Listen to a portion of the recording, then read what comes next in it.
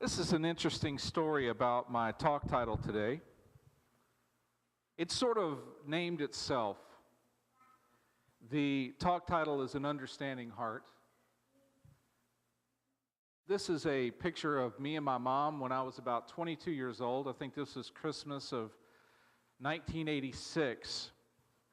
And I went to visit my mother, who was living in around Charlotte, North Carolina right now.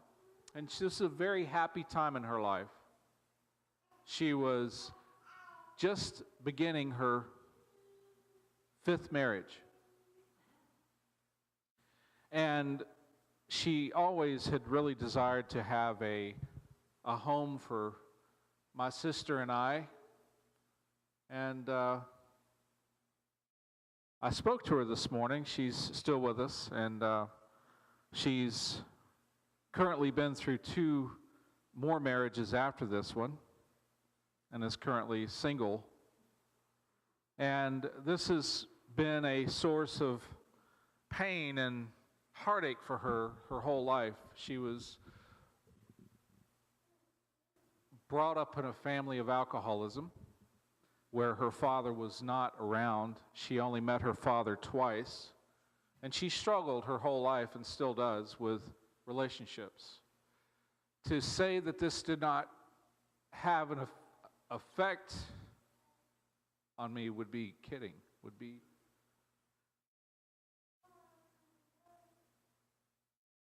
It's Mother's Day is a tough day.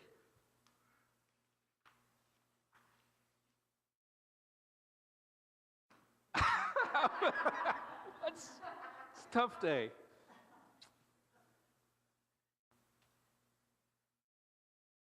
And I think what sort of prompted the talk title was, I had been asked to do a talk, actually at the old church that I used to lead in Ames, and we're talking about joy. And I had emailed Eric at the archives, the Unity Village, and I asked him, I said, what was it that the Fillmores did for enjoyment? And his first email back to me was sort of clever. He says, well, my first inclination, Chris, was to write you back and to say, they're spiritual. They did nothing for enjoyment. But he found this whole list of things that they enjoyed, and one was Myrtle's favorite drink was Adam's Ale. Her deepest fear was a quiet pen. She had no enemies. She had no bad days. And then he sent along to me this thing that was a glimpse into the life of Myrtle Fillmore. And she wrote this poem somewhere around 1915. And it was called Universal Freedom. To enjoy without possession, to see without coveting, to have without holding, to be without seeming. In short, to be myself without desiring, knowing that all that is for me, for my pleasure and satisfaction of my immortal soul. To say, I am the monarch of all that I survey. My right here is none to dispute. To be generous-hearted, what I see others may see. What I enjoy others may also share on equal terms with me. This was Myrtle Fillmore. And so when Mark emailed me a couple of days ago, maybe a week ago, and he says, what's your talk title? I was thinking of this that's titled Universal Freedom. And I said, oh, my talk title is An Understanding Heart. And when I looked in my computer and I was looking for this poem that I had saved, I was like, Where's the poem? I can't find it. Well, it was because I had written, or I had saved it as its original name, and I finally found it under Universal Freedom. But to me, these words represent an understanding heart. So I went with it. I decided I wasn't going to change my talk title. I figured Spirit had named this talk aptly. What is Mother's Day anyway? We get together once a year and we wear the red carnation or the white carnation, depending on the status or the living status of your mother. Where did this holiday come from? And we take this time every year to stop and remember those wonderful people in our life. And although I had somewhat of a checkered past with my mother, I was blessed with two wonderful grandmothers that were loving and nurturing, that always had a cookie jar full of cookies. My grandmother Ruth was a baker. That's what her profession was. She cooked. She retired from the Miami-Dade County School District as a chef, and her specialty was baking, and she would make the best peanut butter kisses that I've ever tasted to this day. And if she was alive for one more day, I'd say, Grandma, you got to fix up a batch of your biscuits and those peanut butter cookies, those peanut butter kisses. She was just absolutely wonderful biscuits that would melt in your mouth. My father's mother was someone who was revered in her church. She was the mother of the church, and she just had a heart of service. And she retired actually from working in her church, and standing room only at her funeral when she passed away about 10 years ago. And so I really saw the qualities of these nurturing people. And although my mother struggled, I know that in my own way that my mother loved me. And so I wanted to understand her and to try to be as loving to her as I can be, or as humanly. And it's sometimes a daily struggle to love the situations that I was brought upon me as a child, that was brought about by the chaotic divorces that went on, the step-parents that entered my life. And so Mother's Day has sort of a double meaning for me today. It's a chance not only for me to love my mother, but to also practice unconditional love and forgiveness. Maybe some of you have a similar situation. Some of you may have a perfect relationship with your mother. Maybe your mother's your best friend. Whatever your relationship is, though, we know today is the day to honor that. And I wanted to honor this wonderful time that we had 25 years ago, 26 years ago, whatever it was, 86. And remember, this time was a really happy time for my mom. And I always love this picture of us. Number one, because my gray hair was not anywhere around. I barely wore glasses back then. I only wore them to read. Now I wear them all the time. But it was a fun time in my life. I was at the very last year of my Navy enlistment, and life was looking good. I had just gotten married myself. We hadn't had our child, my oldest daughter, yet. She was born in '88. But life was looking up for me, and it was really a time for me in this moment to really embrace my mom and say, I love you, Mom, and despite the fact that you've gone through a lot of craziness in your life, I love you. Mother's Day came about. It was actually officially designated in 1914 as the second Sunday in May. Anna Jarvis was a lady who had revered her mother, someone who had always done kind things for people. Her mother, whose also name was Anna M. Jarvis, grew up in West Virginia. And during the times of the Civil War, was instrumental in establishing a peaceful state in her community, because West Virginia was a very divided state during the Civil War, and there was a lot of contentiousness in that time. And Anna M. Jarvis was someone who would care for any soldier, regardless of what side they fought for. She would care for Union soldiers. She would care for Confederate soldiers. She was also instrumental in establishing civic health. She realized there was so much death among infants. The infant mortality rate was skyrocketing. Matter of fact, she had lost several children herself due to hygiene, and she found that it was because of the condition of the dairy cows where they didn't have enough clean water, they didn't have enough clean air, they were sort of in squalor, and the milk was just laced with bacteria, and this was really causing a lot of infant mortality. So she worked with other mothers in her community. She sort of spearheaded a group together to really clean up these areas and to make health a public priority, not just a personal priority.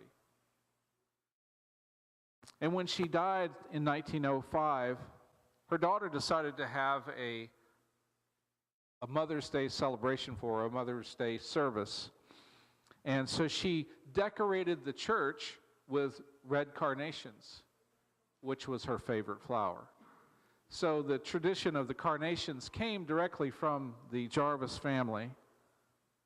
Believe it or not, it actually took her about 7 or 8 years to get this holiday official. It took her a while, and when they worked on getting the law into law, the actual spelling of Mother's Day is a singular possessive, mothers apostrophe S, not mothers S apostrophe, because she wanted everyone to reflect on their own mother. This is Mother's Day, not just we're going to honor all mothers, but this is Mother's Day, your mom, whatever you want to remember about her. I thought that was a very interesting emphasis on that. Each of us here, I'm assuming, have a mother, right? So we each have a chance to reflect in some way. Even if your mother was absent, you have a chance to maybe possibly reflect on who that mother figure was in your life. There was also another lady in the Civil War area named Julia Howe. And Julia Howe was someone who was married, lived in Massachusetts. She was married to a real staunch, strict Puritan guy who wouldn't allow her to work, but she really lobbied hard for women's rights. She was a poet. And Julia Howe wrote one of the most poetic songs of our American culture. She wrote the words to the Battle Hymn of the Republic. And when this was published, this sort of catapulted her into international fame, or actually national fame.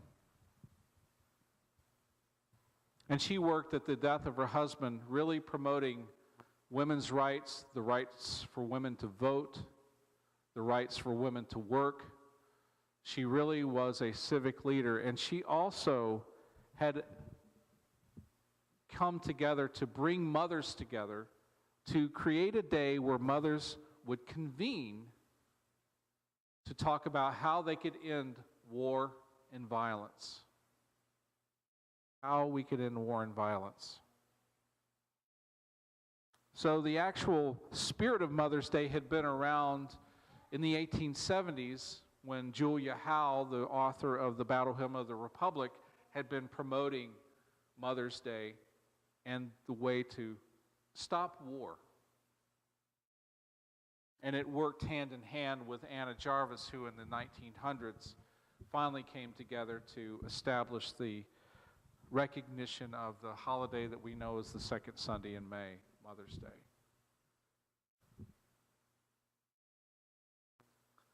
Then we have the mother of unity, Myrtle Fillmore.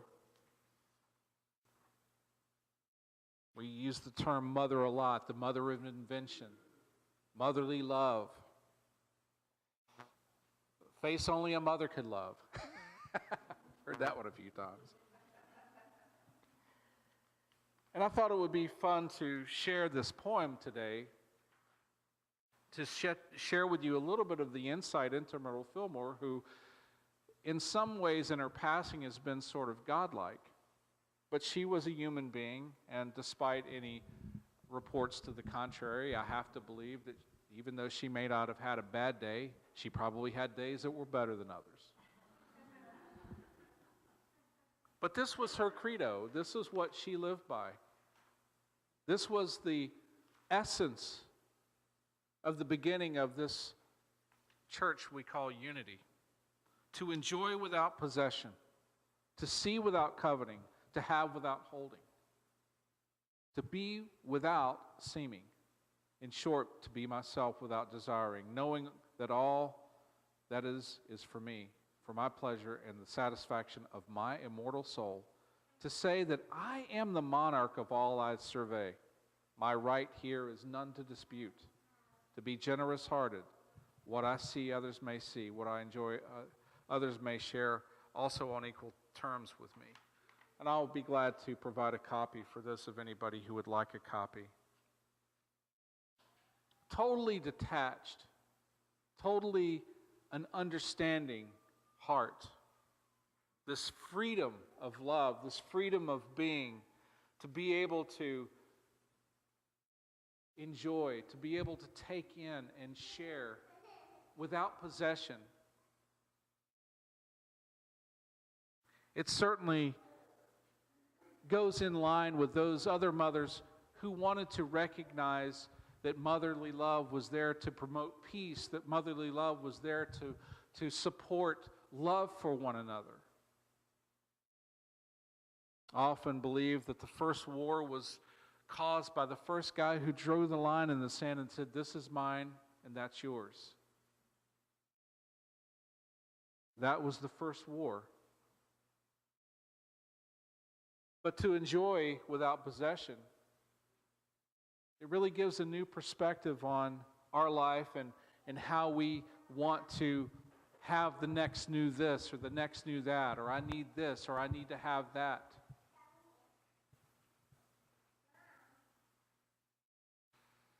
Myrtle's idea was to have without holding, to be without seeming. These are the qualities that I think a true mother always has, that they, especially for their children, that they want to see them grow up. Not only mothers, but fathers as well, but since we're celebrating mothers today, I think that every mother in here would want their child to thrive. I know my daughter has just started working, and we went to dinner where she works, and it was a joy to see my wife just saying, I'm just so proud of her. She feels a sense of accomplishment knowing that my daughter has entered the workforce now, and she can enjoy her now growing into her adulthood. We both can, but like I said, this is Mother's Day, and my wife is just so proud of our daughter. She is so immensely proud of our daughter. So in this Mother's Day today, we want to just take this moment to hold in our thoughts each of our mothers and to appreciate them for the love that they gave, and even the love, even if it was only the love that they were capable of giving. And if there's any pain around this, we offer a prayer of forgiveness. We offer a prayer of peace. We offer a prayer of love. We offer a prayer of sanctity into this day of Mother's Day.